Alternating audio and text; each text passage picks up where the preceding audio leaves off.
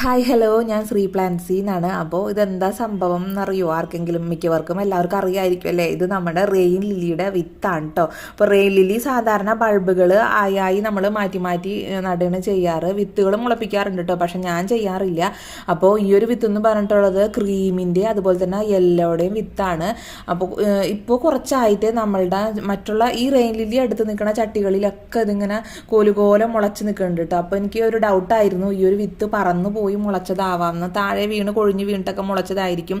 അപ്പോൾ ഞാനിങ്ങനെ കുറച്ച് 2-3 വിത്ത് എടുത്തിട്ട് ഒരാഴ്ചയ്ക്ക് മുമ്പ് ഒരു ചട്ടിയിൽ ഇട്ടിട്ടുണ്ടായിരുന്നു. പക്ഷെ ഒരാഴ്ച ആയപ്പോഴേക്കും പെട്ടെന്ന് തന്നെ മുളച്ച് കിട്ടിയിട്ടോ നമുക്ക്. അപ്പോൾ ഞാൻ കരുതി ഇനി വിത്തുകളൊക്കെ സൂക്ഷിച്ച് വെക്കാമെന്ന് കേട്ടോ.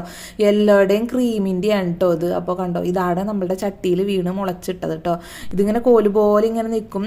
ഞാൻ കുറേയൊക്കെ വിചാരിച്ചത് പുല്ലാണെന്നാണ്, പിന്നീട് മനസ്സിലായത് നമ്മുടെ റെയിൻ ലില്ലിയുടെ വിത്ത് മുളച്ചതാണ് കേട്ടോ. അപ്പോൾ ഇത് ഞാൻ അങ്ങനെ മുളപ്പിക്കാറൊന്നുമില്ല വിത്ത്. അപ്പോൾ ഇനിയിപ്പോൾ